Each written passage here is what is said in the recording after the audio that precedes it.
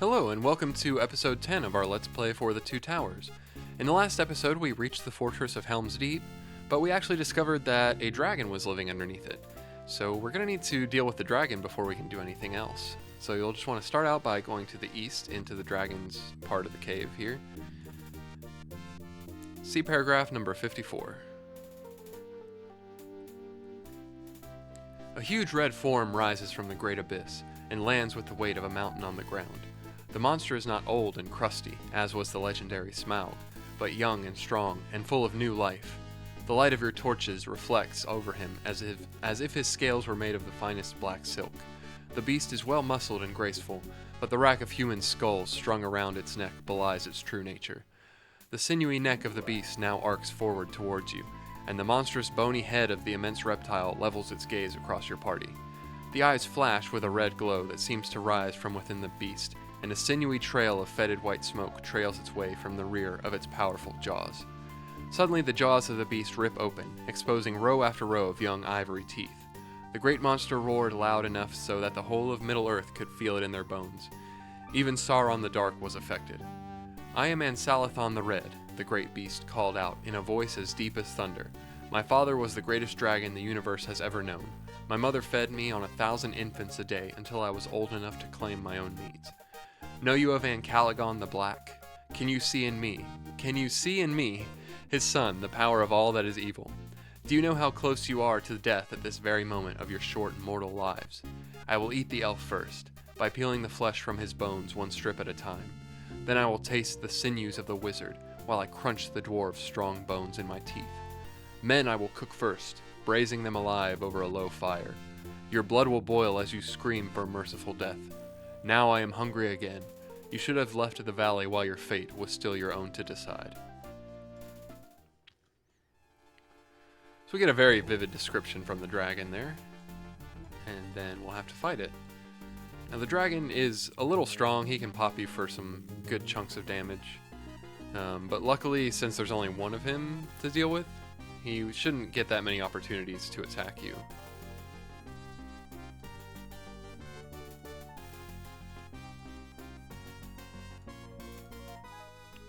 There we go. The joy of victory is diminished when you see that the wounds of the beast close and heal, and the dragon starts to stir. Unless you do something quickly, it will attack again. Well, we can use the gauntlets of Helm that we found to throw the dragon into the hole over here. Using the gauntlets of Helm, you cast the dragon into the pit. However, there is nothing to prevent the fell beast from crawling out once again. There is nothing to prevent the fell beast from crawling out again once its wounds are healed. The creature could return at any moment. And that's why we had to go back and get the boulder off the riverbank. We'll want to use the boulder. The sides of the pit collapse. The dragon is buried forever. The caves of Aglarond are finally free of this loathsome monster. The atrocious monster is finally and completely vanquished. I think you might get a little stat boost or something for doing that, probably. I'm not 100% sure. We'll use some of the Athelas for Aragorn. I think everybody else might be good on damage, actually. Yep, so we're all good there. And you'll want to use the Athelas for Aragorn. I think he's the only one I have the Herb Lore skill on, and that's the only way you can use Athelas, so it makes sense to only use it for Aragorn since he's the only one I have that can use it. Paragraph 132 we read in the last episode, so I'm not going to read it again. Same with that paragraph. There's a mine shaft here which serves as a passage between the layers of the glittering caves. There's a huge mine shaft here. The mine elevator is old but serviceable. Do you wish to use it? Say yes to go back out. We already read all this when we came in the last episode, so I'm just going to skip that as well. And we'll want to backtrack to the riverbank again for a second time. Because now it's actually time to trigger the Helm's Deep battle. So if you want to do any healing, go ahead and take care of that now. Because once the battles start, they're kind of back to back. You don't have a second to use your rations in between them. We'll skip the rock. We've already seen that a couple times. And you'll just want to enter the fort here. In this room you can pick up some rations and some ale, I think, if you want. And in this room you can pick up some weapons. If you don't have an extra sword, you'll want to at least pick up one of those to have you'll need an extra sword in your inventory for something that happens after the Helm's Deep battle. That's the only weapon that you'll want to definitely pick up an extra one. And if you enter either of the southern rooms here, it'll trigger the final battle. You hear the shouts from the warriors outside the Hornburg. An immense force of orcs has come. The final battle has begun. So now you just want to go out to meet the orcs that are attacking. And this kicks off the first of the Helm's Deep battles. You just have like 6 orcs and 2 Dunland archers.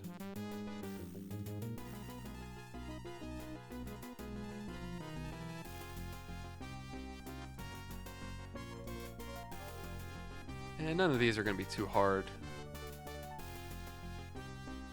You know, I know you know this by now. The combat in this game isn't the most complicated or difficult. So these Helm's Deep battles are just like kind of tedious more than anything.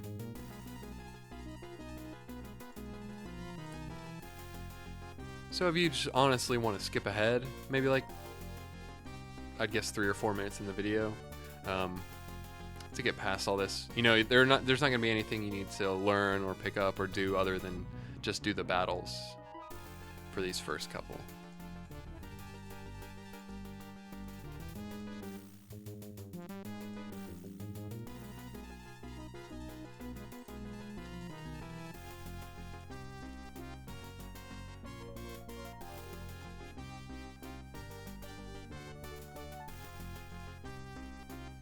Hopefully we can get the orc with this next one here, if I don't mess it up. There we go.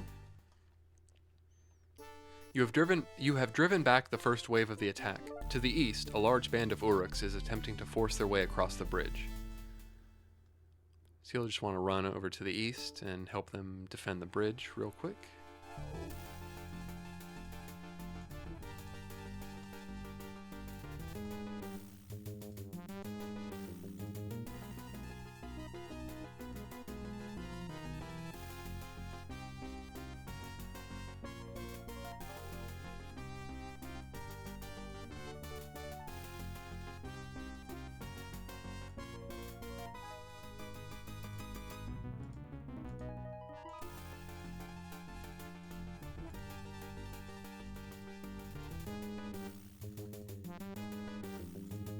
Almost done with these ones here.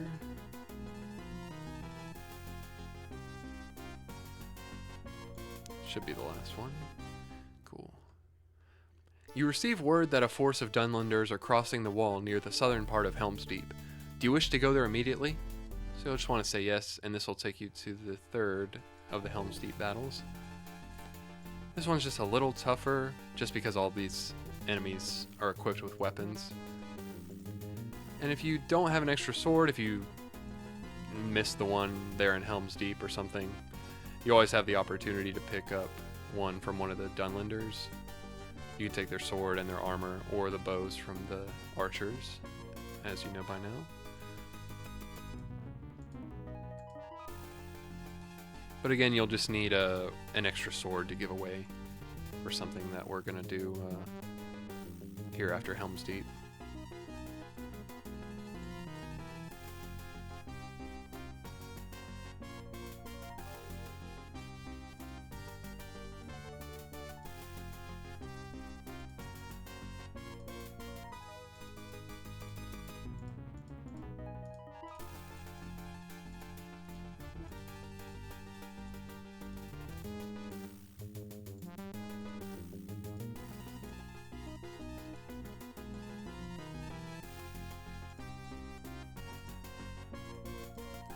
Should be able to get him with this next one from Aragorn.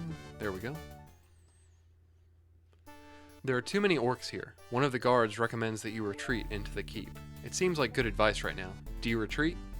So you want to say yes, and you can go back inside the fortress here. Theoden says that he will not die like a badger in a trap. He says that Helm's horn should be sounded, and that they should charge into the enemy one final time. So if you need to do any healing, you can take the chance to do so right now. And then when you're all set, you'll just want to use Helm's Horn. For good or for ill, the final battle has begun. And then you run back outside and you get a fight identical to the first one you did, with the orcs and the Dunland archers.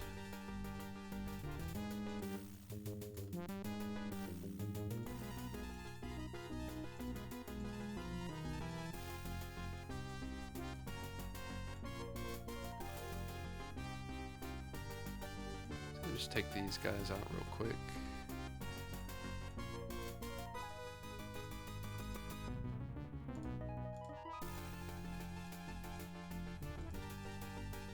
Luckily, we've been getting lucky and not having too many big hits from any of the enemies. We're not going to have to do too much healing.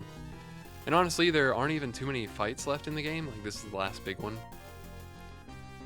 So if you sustain a bunch of damage, there might be like 1 or 2, or certainly not more than 3 fights left in the game. So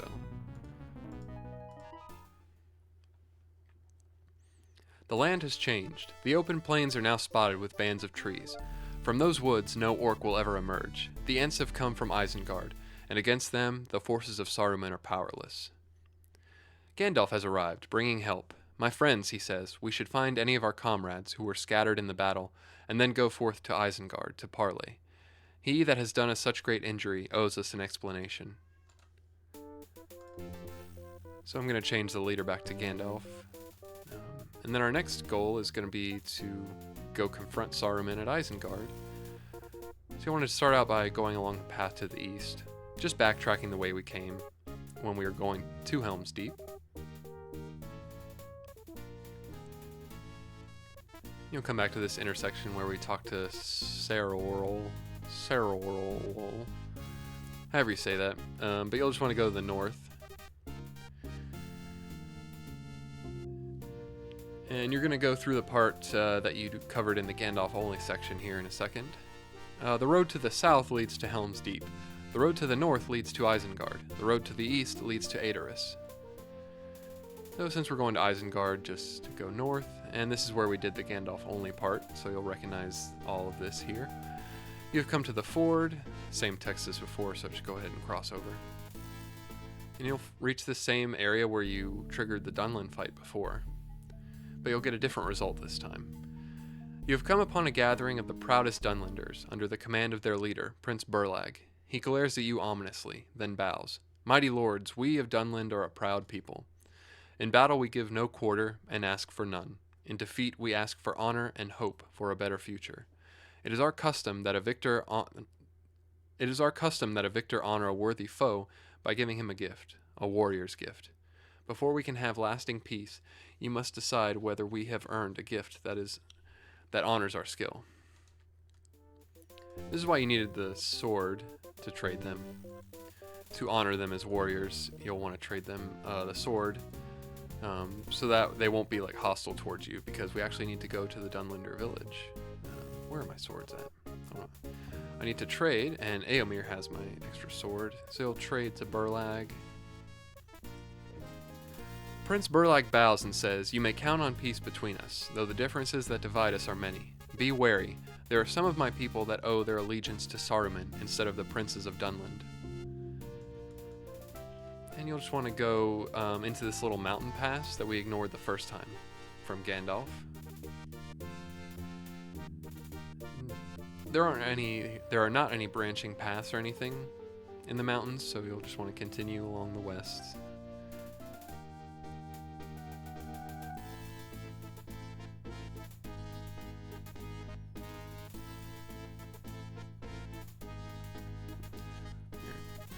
Oh yeah, I was wondering why this guy didn't trigger when I walked through the first time. See paragraph number 202.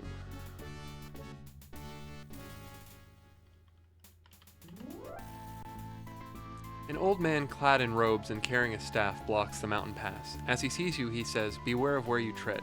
You are heading to Harryarn, village of the Dunlanders. They do not readily embrace strangers, and there is one in their number who has the eyes and ears of someone of great power. Beware, I say." So he's probably talking about Saruman, if I had to guess. I don't see many travelers on this lonely path. Saruman has spies everywhere. Many in J.R.R are his allies. If you ask Spy, he says, I cannot answer that. There are some in J.R.R who would see us enslaved to the Lord of the White Hand. We can ask him a couple things like that.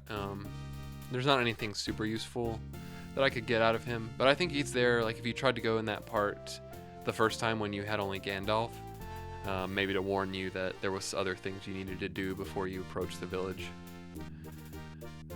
Anyways, if you keep along the path, you'll get a message here. A lone crow circles overhead. Well, we know that Saruman has lots of spies around here, and we know that he uses crows, so we can actually use our magic bow on the crow. Your aim is true, and the shaft finds its mark. The crow falls from the sky. And just keep going along the path. And since you traded swords, or you traded the sword to the Dunlanders, you can go in some of these houses. The Dunlanders won't be hostile to you or anything. So you can go in here. I couldn't really find anything too useful in any of them, to be honest. There is one house that we do have to go into, though. Kind of at the back. This one. As you open the door, a greasy-looking fellow with squinty eyes and small fangs turns and snarls at you. Let's talk to this guy. Talk to Sargulk. Even after this, I wouldn't want to get Saruman upset at me if I was you.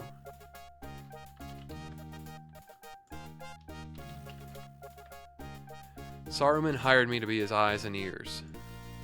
So this must be the spy that the old man on the road just told us about.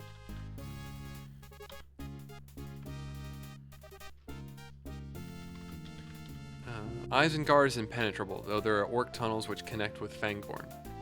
So we kind of already have found those before, so we did know about that already.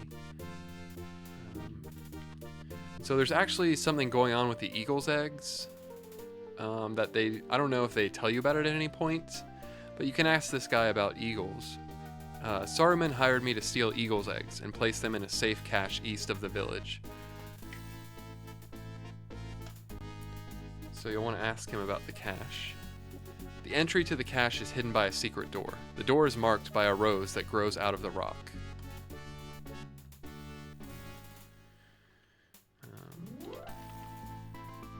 Can you ask him about the rose, maybe? No. I think that's all you need to get out of him, though. Basically, that's where the eagle's eggs are being kept. And so you'll just want to go to the eastern part of the village here, where the mountains are, and head south, and you should find a gap soon. Right here. This place fills you with the deepest fear. Your feet will not allow you to proceed east into the valley beyond. Every instinct tells you to flee. And if you actually try to go in there, an unseen force moves you away from the place that you would like to go. Surely this is the magic of Saruman. And you actually can't pass here, so you need to use Gandalf's counter magic to get through this part. The fear fades, replaced by a feeling of anger and menace. It would appear that someone in J.R.R practices the black arts, Gandalf notes, another of Saruman's follies. Come, but walk carefully. What lies beyond is anyone's guess.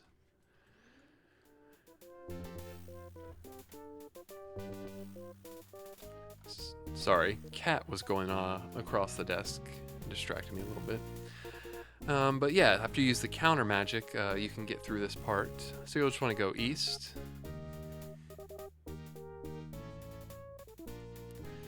And just follow it to the end, and it dead ends here. Very little light spills into this gloomy mountain pass. The walls are suffocatingly narrow. At the end of the pass, two horribly deformed, eagle-like things screech their defiance at you and advance for the kill. And I think maybe you can use your wizard staff? Let's see. Nope. I'm not actually sure if there's any way you can help the eagles. I think you might just have to fight them.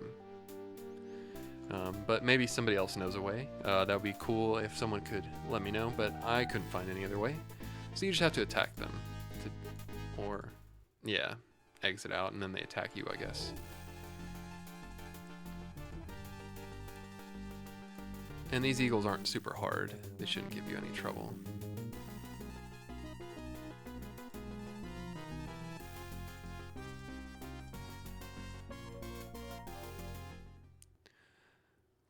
And then after you kill them, you can take the eagle egg.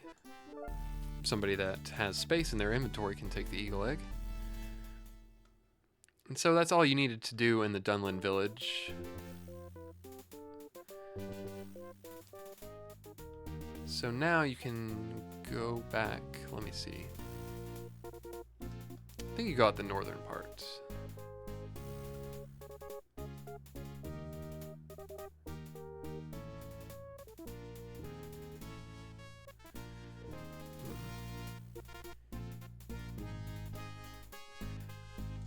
Take a look at the map. Let me double check.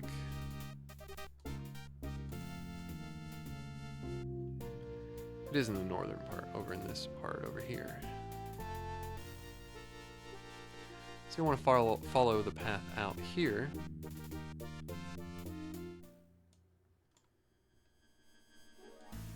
I think the old man will maybe show up there. That's why you get the creepy music. So you'll come to this three-way intersection, and you'll want to go to the north first.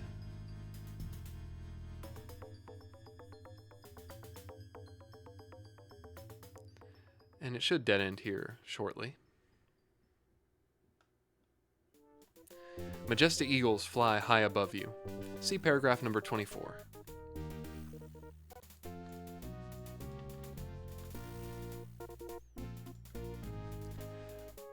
A very large, very old eagle wearing a gold crown approaches you. He is surrounded by 15 other eagles, only a little less older and larger, each of them wearing a golden collar.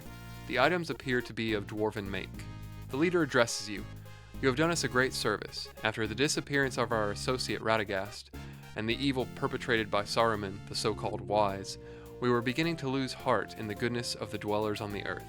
You have done much to restore our faith, in addition to restoring us to our young, thus ensuring our continuation on Middle-earth. Gold and silver we have none, for we are creatures of the air, and we have no need for wealth. But this I give you. My name is a word of great power, and it may help you when you are confronted by corrupted eagles, or if you find yourselves high and dry, with no way to get down. Also I give you this boon. Name any place in the regions of Fangorn, Isengard, or Rohan, and we shall bear you there on our grateful wings. So we got that for returning the eggs, basically, and we picked up Gwahir as the word of power.